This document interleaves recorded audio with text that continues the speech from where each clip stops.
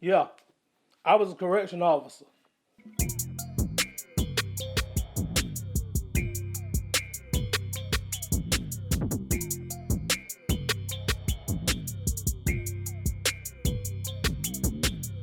What's up, everybody? Welcome back to another episode of Hey Sarge, my journey as a correction officer.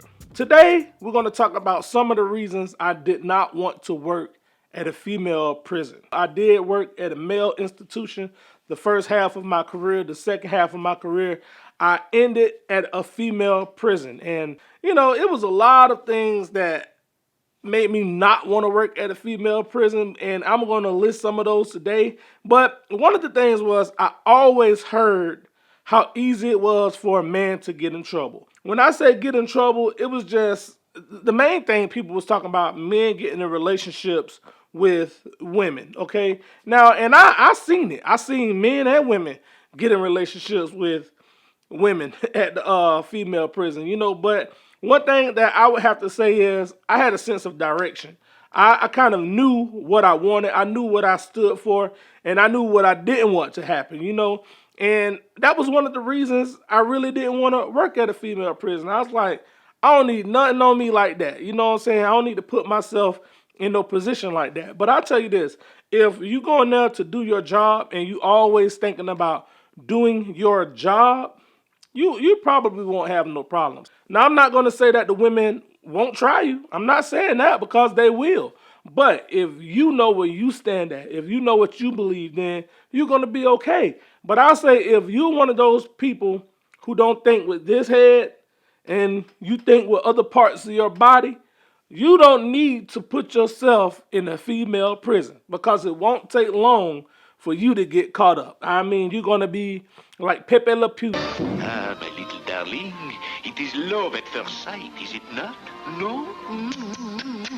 You're going to get yourself in trouble. But I had heard so many stories about, man, don't go work with them women because this and this and this. And honestly, I didn't want to go because I heard it from so many people. But as fate had it, I ended up working at a female prison. And it was a lot of reasons I made that decision, but first I was reluctant to go. I came from an institution that was shut down, and they were giving us the opportunity to go at a brand new prison where women were, and you could pick your days off. And I turned it down because I didn't want to go. I went back to what I knew. I went back to the male camp. Eventually, long story short, I ended up working at the female prison anyway. Now, another reason I didn't want to work at a female's prison is because they said that it was easy for men to abuse inmates. Now, when you're working at a male prison, if you get physical, that's the man. You're going to have to match that man's strength to get yourself out of harm's way, if something was to happen. But at a female prison, you got to think your size versus some of these women's size, like you're a giant and you're stronger than them. So if you do the wrong thing, they could call it excessive force and you'll be in trouble. Not that I had many issues with force, but it could happen. And then when it happened, everything point back to you and how did you handle yourself. So I didn't want to be involved in that. I didn't want to do it. And when I first went to the female prison, it was like, do I walk this inmate by myself if I'm taking her somewhere, or is it someone that's coming with me? I didn't know how to manage that. I just couldn't see that me as a male taking a female somewhere and we're walking through these hallways and it's just us. But good thing about it, they had cameras there. So basically your every move was tracked. Now, some people got away from those cameras, and you could read those stories online, and they got themselves in trouble too. But me, I always wanted to make sure I was where a camera was, because I ain't need no allegations on me. And speaking of allegations being on you, another reason I didn't want to work there was because I heard it was easy to get fired. And I must say, when I worked at the female camp, I saw more people get fired in my career of working there than I have working at any other job. I mean, people came and left. I worked at the male prison where people was there 25, 30 years and they wasn't going nowhere. And yeah, some people got in trouble for doing stupid stuff, but at this female prison, man, I'm talking about it was at least 2 or 3 people a month getting fired or, or leaving or something like that. And once you sit back and observe, you see why these people get into trouble. You see the trends that's going on and why these people are getting in trouble. But if you do what you're supposed to do, most of the time you really won't have a lot of problems. So real quick, I'm going to tell you how I got to a female prison. I don't know if you heard this story before, but if you haven't, I'm just going to try to condense it and make it make sense. So in 2009, I started working at maximum security prison in Florida, and that's where I started my career. I did everything there in my career. So a couple of years later, I felt like I wanted to transfer and move closer to home. I was driving at least 40 minutes to work. So I was like, okay, it's another prison here. Let me transfer. Let me get over here to this prison that's closer to home.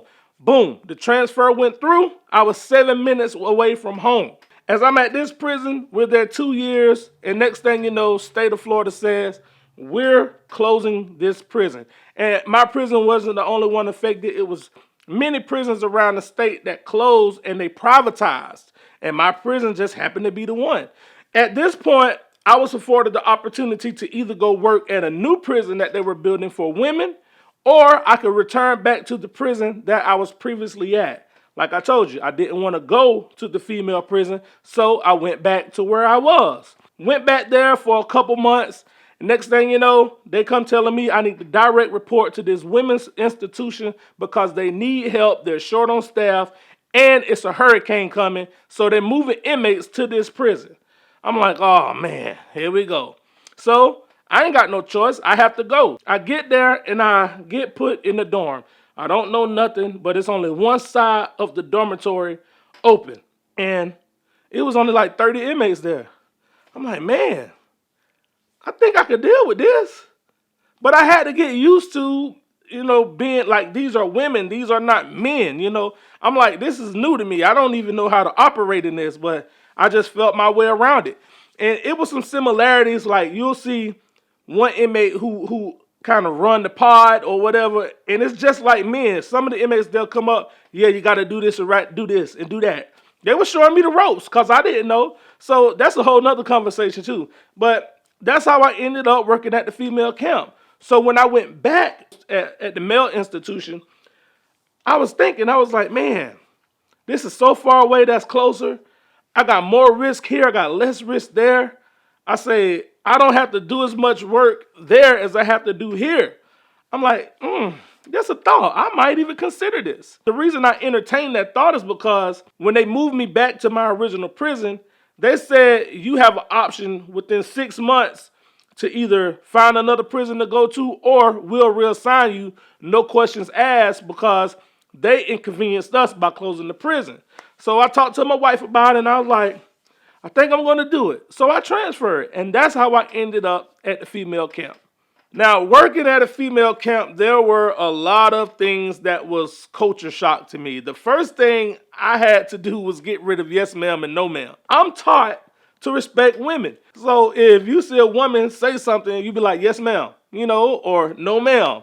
But I didn't do that there. Later on in my career, I developed a way to understand how to do it. But first, you have to figure out your authority. You have to figure out how you're going to maneuver and how you're going to operate. I mean, it's mind-blowing when you come from a male camp and you see men, but when you go to a female camp and you see women, that's inmates, that's in prison, that's kind of different. It's like, these are women.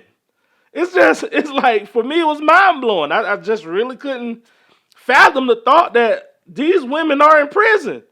But that's what it was. After I got over my initial shock, I had a couple of feelings and emotions that I had to go through. I was like, how do I feel about this? I was like, this could be my mom, my sister, my niece, my aunt. Like, you saw women from 18 and up. I'm talking about women in wheelchairs. And although you see men in wheelchairs, it was different. I was like, I have to process all of this, and I just started to process it. And along the time, I developed and I was able to maneuver and I knew how to handle myself. Another thing that I felt was like, I have less work here. I was like, why haven't I came here? I said, I don't have to do these strip searches. I don't have to do these pat searches. I don't have to do none of that. I do the bare minimum. Like, when you're working at a male institution, you have to do all of this. You have to do the strip search. You have to look at their naked selves. You get what I'm saying? I don't want to look at that all day. So when I got over to the female prison, I was like, I don't have to do none of that no more. The females have to do everything. I'm basically just here if you need me. You get what I'm saying? So at the male prison, it was like the women did the minute jobs, like working the doors and doing the paperwork. But at the female prison, the roles switched. So I was good with that. I was like, hey, the less I have to do and I still get paid the same and I can go make sure I go home, I'm with it. Now, of course, when you work with the females, there are some major differences. And I'm only going to give you a few things that I noticed about women and men that were just obvious to me. And I knew that I was going to have to learn how to maneuver because it's a difference between men and women. And these are a few things that I noticed at first. So one of the first things I noticed was women want attention. Men don't want attention. You say, for instance, you're working at a male institution. They might be in the back gambling. They might be doing everything they want to do, that they shouldn't be doing, but they might be doing it. But they're not going to be loud. They're not going to be drawing a scene. They're not going to be drawing attention to themselves. They're not going to be making a scene. They're going to be trying to be discreet as possible. And if they see you come out there, they're going to try to do their thing. They might be smoking or whatever. They might be gambling. But they don't want you to bother them. Women, on the other hand, oh, they want your attention. They want to be seen. They want to be heard. And it's like, that's crazy. Like, you're doing something you ain't supposed to be doing, but you're going to be loud doing it, trying to draw my attention. Now, a lot of times it could be a distraction, but for the most part, they want attention.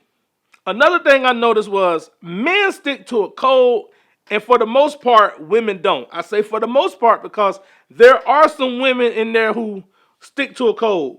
They stick to a code. They don't break it for nothing, and it is what it is. They don't care how you feel about it. But what I mean by stick to a code, I remember it was an inmate at the male institution getting tattooed, right? We pulled him over to counseling, and this guy would not tell. He would not say nothing. He was like, lock me up. I don't know nothing. We see the fresh ink, but this guy did not tell.